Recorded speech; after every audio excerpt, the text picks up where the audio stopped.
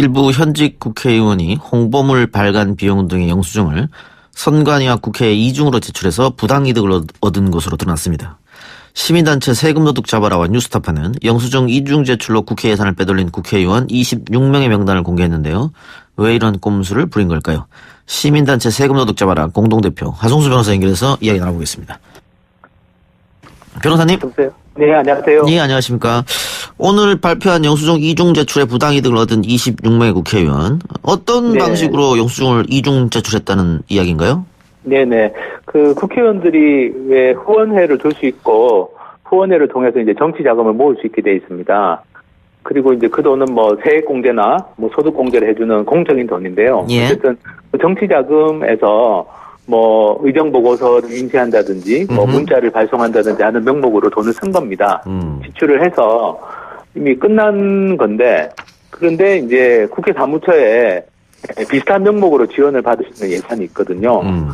그게 뭐 정책 자료, 뭐 홍보물 발간비, 발송비 이런 건데, 거기에 이제 또 똑같은 영수증을 제출을 한 겁니다. 그래서 돈을 받아가지고 그 돈은 뭐 어디로 가는지 지금 알 수가 없는 상태인 거죠. 선관위와 국회 이중으로 제출했다는 말씀입니까? 네, 그렇습니다. 그래서 중복으로 돈을 탔다.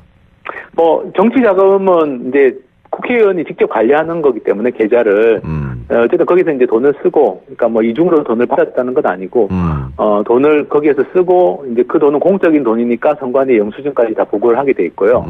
그렇게 해서 이미 돈을 다 썼는데, 쉽게 생각하면 그런데 똑같은 영수증으로 국회 사무처에서 돈을 또 받아냈다는 거죠. 그러니까 그 선관위에 제출한 영수증은 그 선거 때 쓰는 비용에 이어서 보전을 받았다는 말씀 아닙니까? 아닙니다.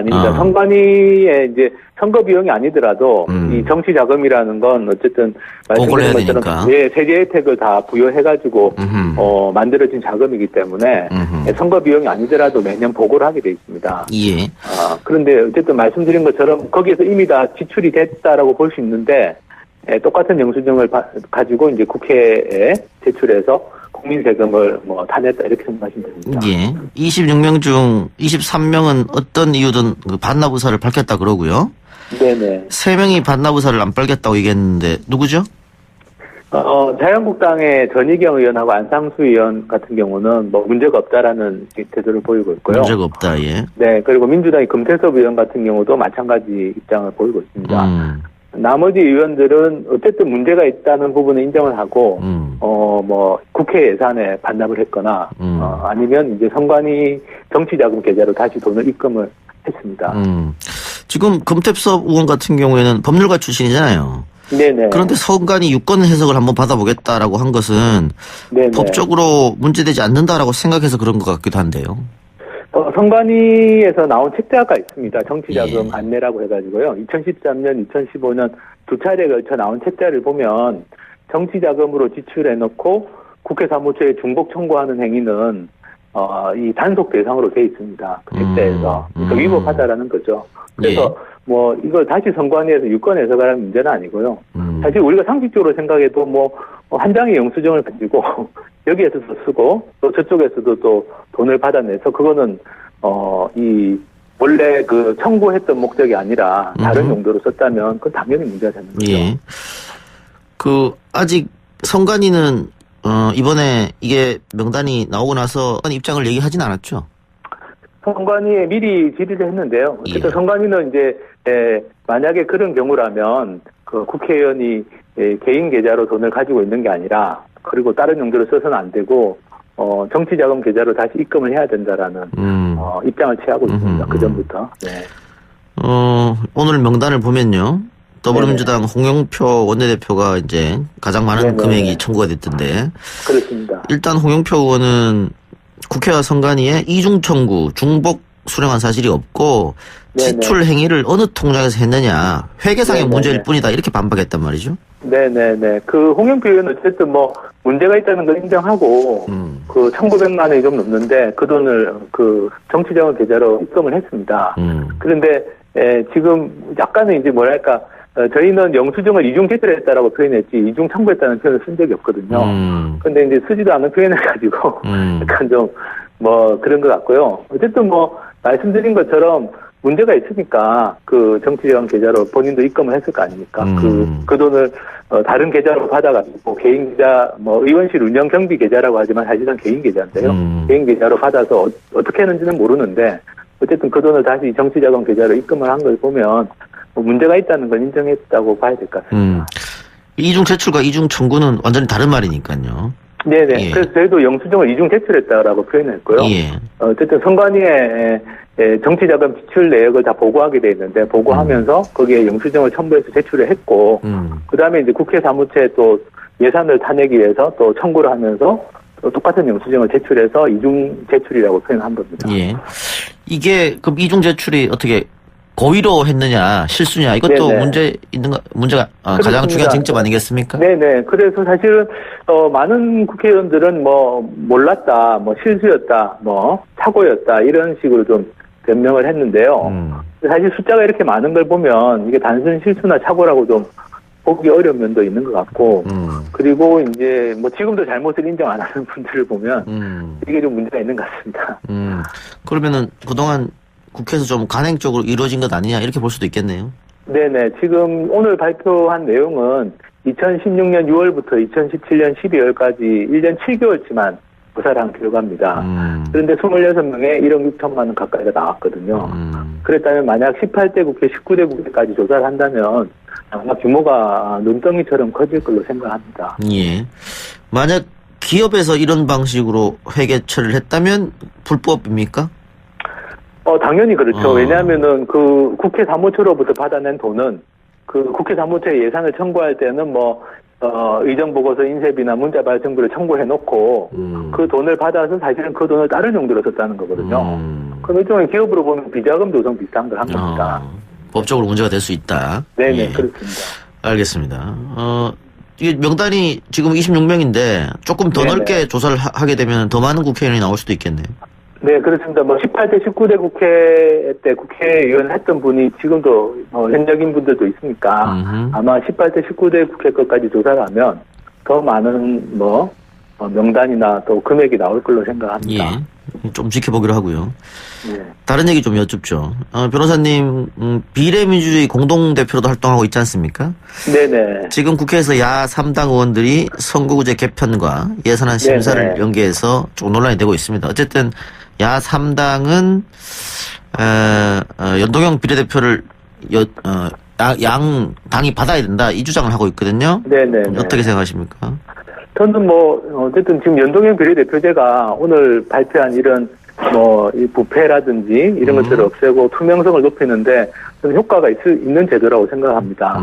전 세계에서 가장 부패 없는 나라들을 조사해보면 대체로 비례대표제 선거제도를 택한 나라들이 많거든요.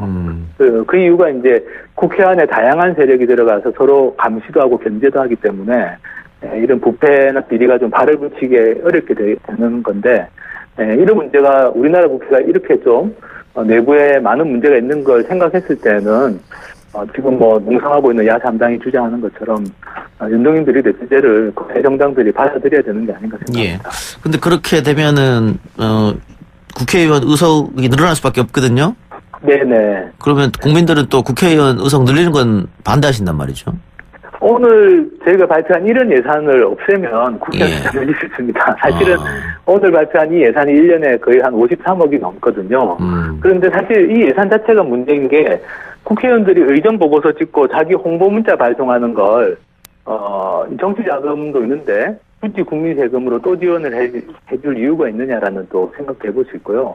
또 이렇게 허위 청구를 통해서 이렇게 돈이 빠져나가는 게 이번만이 아니라 지난번에 정책 연구 영역도 또 허위로 해가지고 돈을 빼먹은 국회의원들이 드러나기도 했는데 이렇게 좀 낭비되는 예산들 줄이고 국회의원들 연봉이나 개인 보좌진도 좀 줄여가지고 저는 숫자를 늘리는 게 좀 더 부패 없고 밥값도 하는 국회를 만드는 길이라고 생각합니다. 변호사님이 생각하는 적정 의석수는 얼마나 됩니까? 저는 지금 300명이니까 20% 정도 늘리고, 국회에서 낭비되는 예산이나 연봉이나 개인 보좌진도 한 20% 이상씩 좀 줄이면, 그러면 정말 국민들이 원하는 국회가 만들어지지 않을까 생각합니다. 정의당 심상정 의원이 360석 제안했는데, 거기에 맞는 거네요? 네네. 저도 360 정도가 지금 현재로서는 좀 적절한 숫자가 아닐까 생각합니다. 변호사님, 정개특위 자문위원이기도 하죠? 네, 그렇습니다. 예, 자문위원들 분위기는 좀 어떻습니까? 자문위원들도 대체로는 이 비례대표제, 비례성이 보장되는 선거제도로 좀 바꾸는 게 필요하다라는 의견들이 좀 많은 것 같고요. 내일 또 자문위원회가 예정돼 있습니다. 그래서 내일 자문위원들끼리도 최대한 한번 합의점을 좀 찾아보려고 고민하고 있습니다. 예. 큰 그림으로는 뭐 연동형 비례대표제로 가는 수밖에 없을 것 같긴 한데요. 네네. 그 지금 야3당이 주장하는 선거제도 개편과 예산안 연계 처리는 문제가 좀 있지 않느냐 이런 지적도 있습니다. 예, 근데 사실 현실적으로는 지금 뭐 여당의 입장에서 생각해 보면 예산안만 처리되면 이 선거제도 개혁이나 이런 누적된 숙제들을 별로 적극적으로 의지를 가지고 할 이유가 없는 상황이라고 봅니다. 그래서 저는 뭐 야3당이 이야기하는 것도 저는 일리가 있다고 보고 오히려 지금 여당이 원래 당론이 연동형 비례대표제였는데 그걸 최근에 말을 바꾸면서 이렇게 좀 국회 상황을 오히려 여당이 좀 파행으로 이끈 책임이 더 크지 않나 생각합니다. 근데 이해찬 대표 주장을 들어보면 네. 지금 100% 연동형 비례로 하게 되면 네. 예를 들어서 민주당이 전문성 있는 비례대표 후보들을 몇 명 이렇게 네네. 준비를 하고 있어도 단 한 명도 들어갈 수 없는 일이 생길 수 있다. 이 네. 점을 또 이야기한 적이 있거든요. 근데 그건 뭐 20대 총선 정도 결과를 가지고 하는 그렇죠. 이야기고요. 예. 19대나 18대 총선을 보면 전혀 그렇지 않습니다. 그리고 민주당이 지금 주장하는 게 권역별입니다. 권역별이기 때문에 사실 그게 앞뒤가 안 맞는데요. 가령 이제 대구 경북 권역 같은 경우는 지금 민주당이 지역구는 어차피 안 되더라도 비례대표로 들어갈 수가 있거든요. 그래서 이게 지금 이해찬 대표가 권역별로 해야 된다고 주장하시면서 사실은 전국 단위로 지금 또 그 말씀하신 그런 뭐 민주당은 비례대표 배정이 안 된다. 그거는 전국 단위일 때 얘기라서 약간 그 말도 좀 상호 모순이 있는 것 같습니다. 그러면 변호사님은 그 만약에 선거제도를 연동형 비례대표로 개편하게 되면 유권자들이 또 지난 20대 총선과 다르게 투표 양상이 달라질 수도 있다. 이 말씀이네요. 20대 총선은 좀 예외적인 선거였습니다. 그 정당 지지율하고 그 지역구 당선자 숫자가 상당히 많이 나는 예외적인 선거였고요.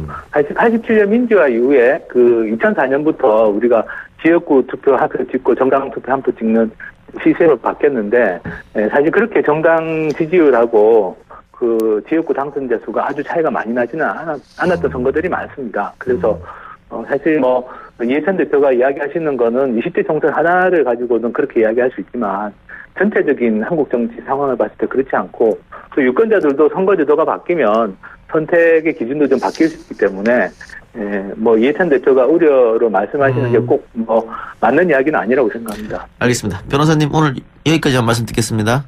네, 감사합니다. 예, 고맙습니다. 지금까지 세금도둑 잡아라 공동대표 하성수 변호사였습니다.